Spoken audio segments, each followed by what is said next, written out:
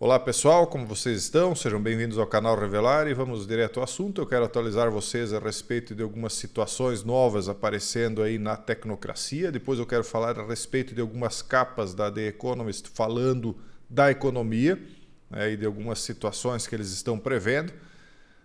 Mas antes eu quero mostrar para vocês isso aqui, ó. Uma arma que eles chamam de arma inteligente Biofire, que significa o quê?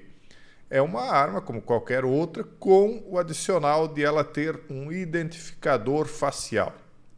Como é que ela funcionaria? Vocês estão vendo aqui, ó, esses pontos de luz verdes, né? Seriam leitores faciais que impediriam qualquer outra pessoa, que não aqueles que estivessem previamente cadastrados na arma, de utilizá-la. Então, por exemplo, a vantagem, se uma criança pegasse ela, não ativaria, supostamente não ativaria, assim como se você entrasse numa luta corporal com alguém, se ele tomasse ela de você, ele não poderia utilizá-la.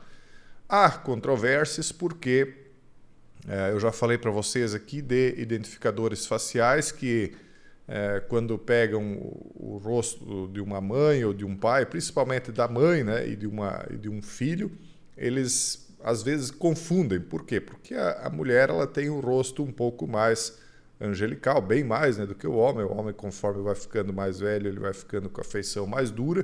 Então é mais parecido com a de uma criança, né, o rosto de uma mulher. Então acaba que identifica mais facilmente. Se uma mulher tiver o rosto cadastrado e o rosto dela for muito parecido com o da filha ou até do filho, a arma pode acabar sendo acionada se ela é de tecnologia semelhante ao que se vê aí na maioria das tecnologias de reconhecimento facial, que ainda não é plenamente perfeito. Mas por que eu trouxe isso aqui? Só para dizer que existe essa tecnologia? Não. Para dizer o seguinte: ao mesmo tempo em que isso aqui traz mais segurança, né? Vamos trazer mais segurança para que as crianças não possam utilizar ou para que, eventualmente, numa luta corporal ninguém tire de mim. Ainda tem mais o seguinte: ela fica travada aqui nesse dispositivo, você tem que colocar o dedão para retirá-la, né? Mas, enfim, qual é o problema disso aqui? Porque sempre tem o lado B da história, né? Bom, nos Estados Unidos, a emenda constitucional que favorece, né, que possibilita o uso desses equipamentos, possibilita isso não para que as pessoas tenham esse tipo de equipamento somente para se defender de criminosos comuns. O objetivo, na verdade, não era esse nem de perto. O objetivo primário, né, da emenda constitucional norte-americana que permite esse uso desses equipamentos é justamente para evitar que se repetisse nos Estados Unidos o que os pais fundadores passaram na Europa, quer dizer, governos tiranos se sobrepondo aos povos desarmados. Então eles queriam possibilitar que os povos, ingressando em uma tirania, pudessem se voltar contra os tiranos que tomassem o poder e acabassem com a democracia no país. Então é para isso, basicamente, que serve a emenda constitucional liberando equipamentos de ataque e defesa lá naquele país. Então o que tem de errado nisso aqui?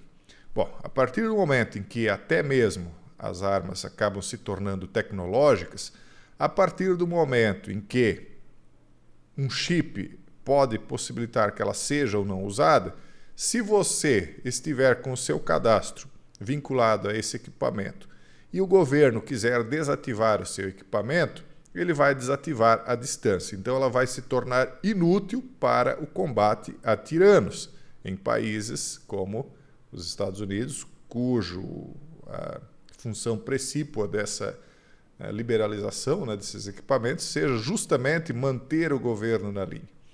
Então, obviamente, no futuro, tende-se a crer que somente esse tipo de equipamento vai ser permitido e que não só ele só vai ser liberado biometricamente, como ele poderá ser travado à distância via Wi-Fi.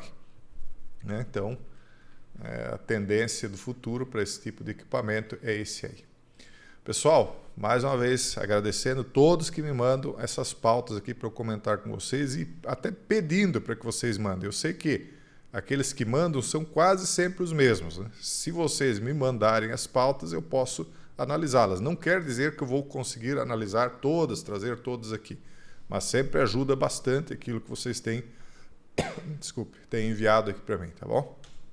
Agora, isso aqui, ó, várias pessoas me mandaram falando dos Bajau, né, que seria um povo com mutação genética que vive no fundo do mar. Isso aqui, pessoal, não é mutação genética. O que acontece? O povo Bajau, que vive no sudeste asiático, costuma passar até 5 horas por dia debaixo d'água, sem o uso de equipamentos específicos. Claro que eles não ficam 5 horas seguidas, né, pessoal? Eles não são Aquaman. Esses nômades do mar desenvolveram baços maiores para facilitar atividades de mergulho, que são a base do estilo de vida de subsistência da comunidade. Baços 50% maiores que a média. Então, o que aconteceu? Como eles mergulham bastante, eles precisam reter por mais tempo a respiração e não podem consumir tanto, né, o oxigênio do sangue quando eles estão dentro d'água.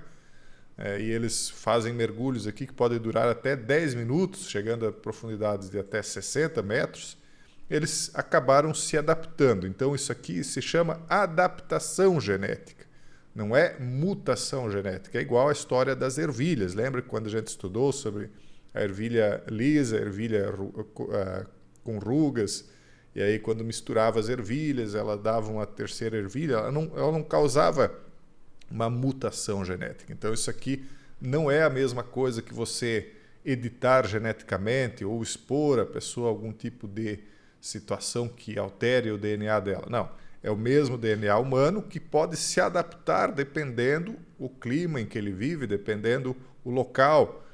Então é o mesmo DNA, é o DNA humano que geração após geração foi se adaptando. Então se esse povo passasse a não mergulhar mais no mar, com o tempo ele iria se adaptando normalmente àquilo que a maioria de nós já está adaptado, né? Então tenderia a ter uma parte da população com aquele baço 50% maior, né? Mas não sendo mais utilizado, ele voltaria ao normal. É mais ou menos igual você dizer que quem vai na academia e começa a erguer peso teve uma mutação genética porque ele deixou, né, de ser mais gordo e passou a ser mais magro e mais musculoso. Ele não teve mutação genética, o músculo dele se adaptou ao esforço que ele vinha fazendo na academia. Então não é a mesma coisa, né, pessoal? Outra situação, Intel monta a primeira máquina para fabricar chips com menos de 2 nanômetros. Isso aqui é a pura Smart Dust que nós falávamos lá em 2018. Isso é tão pequeno, pessoal, que é praticamente uma partícula de pó, né? Se você pegar vários nanômetros desses, colocar na palma da mão e soprar, né, você vai parecer como se você estivesse soprando pó. Na minha opinião, são esses nanômetros misturados com a gosma, né, que vão formar a Black Goo, né, que se chama, que seria a tecnologia da gosma negra. Então, veja só o tamanho da máquina, né, para fabricar chips de 2 nanômetros. As pessoas podem futuramente ter uma grande quantidade de chips dentro do seu organismo, circulando dentro da sua circulação sanguínea sem problema nenhum. A outra situação, o parlamento aprovou proibição à mineração de criptomoedas. Aonde isso? Em Angola. Angola não é um país muito grande, mas já é um indício daquilo que eu falava para vocês, de que futuramente eles pretenderiam proibir algumas coisas. Isso aqui, proibir a mineração, não é novidade, porque não estão proibindo o uso da cripto em si, né? O problema é que em Angola é um país mais pobre. Então, as instalações, vocês sabem que são precisas instalações elétricas que consomem bastante energia, e aí, como não é um país tão rico em energia, eles proibiram o uso desse equipamento especificamente, né? Então, são igualmente proibidos a utilização de quaisquer licenças de instalações elétricas para fins de mineração de criptomoedas e outros ativos virtuais, bem como a ligação ao Sistema Elétrico Nacional de Sistemas e Equipamentos para fins de mineração de criptomoedas e outros criptoativos. Angola é o 14º país mais populoso, ou com o maior número de habitantes na África, né, com 26,7 milhões. Isso é uma estimativa de 2022. O maior deles é a Nigéria, com 187 milhões, quase o tamanho do Brasil. Agora isso aqui, curioso, mais um um grande nome aí, está falando que o Bitcoin não tem valor nenhum.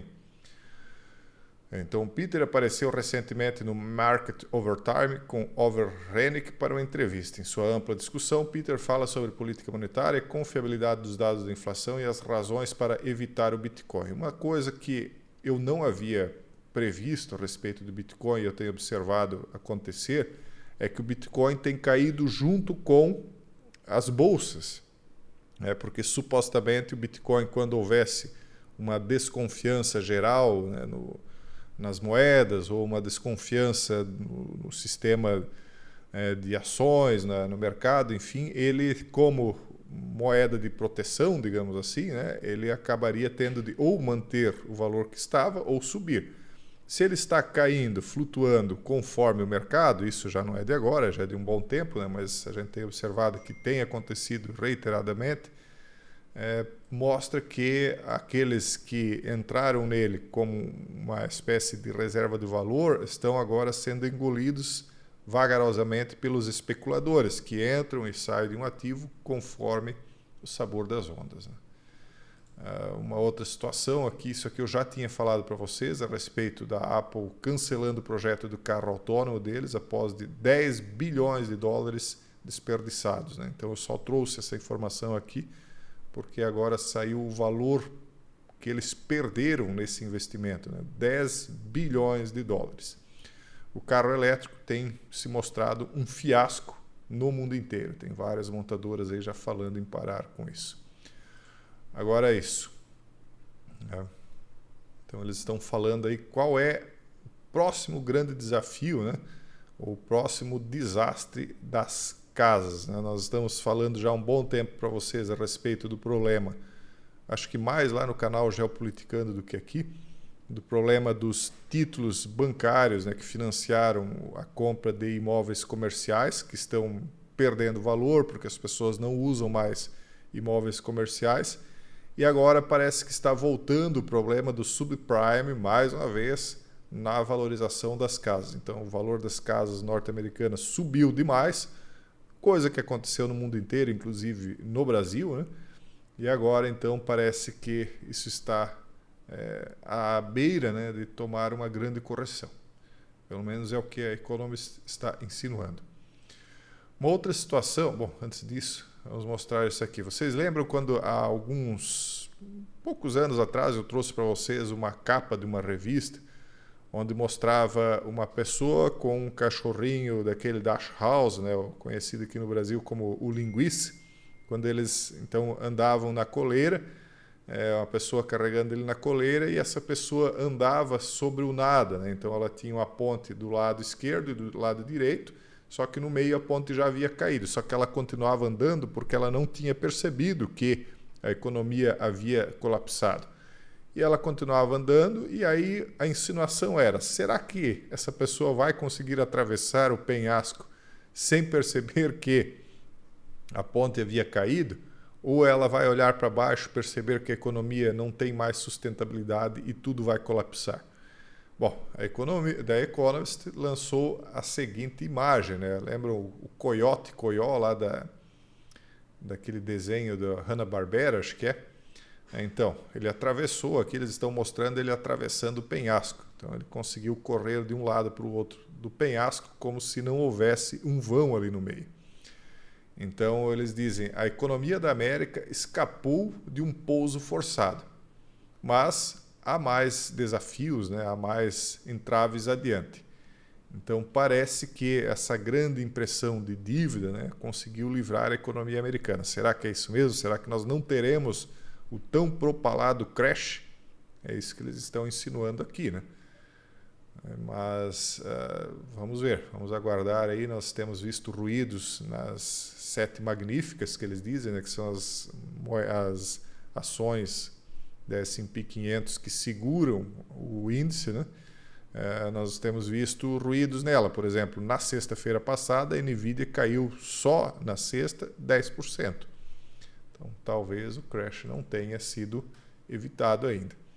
E para finalizar, outra coisa que eles estão mostrando aqui para nós, que os americanos estão se voltando para histórias de guerra civil reais e imaginárias. Por que é que os americanos estão se voltando para esse tema? Por dois motivos.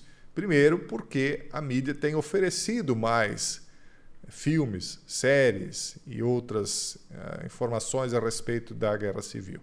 Então, quanto mais eles fornecem, mais as pessoas terão para consumir. Mas, por outro lado, as pessoas estão buscando consumir mais esse conteúdo porque os ânimos dentro dos Estados Unidos têm se acirrado. Então, é uma espécie de ciclo vicioso, né? Onde uma coisa ruim alimenta a outra.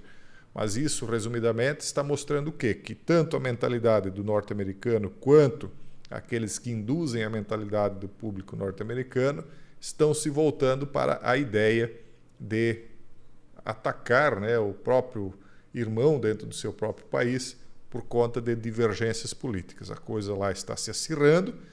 Nós estamos chegando em novembro, né, vai ser uma eleição histórica para os Estados Unidos.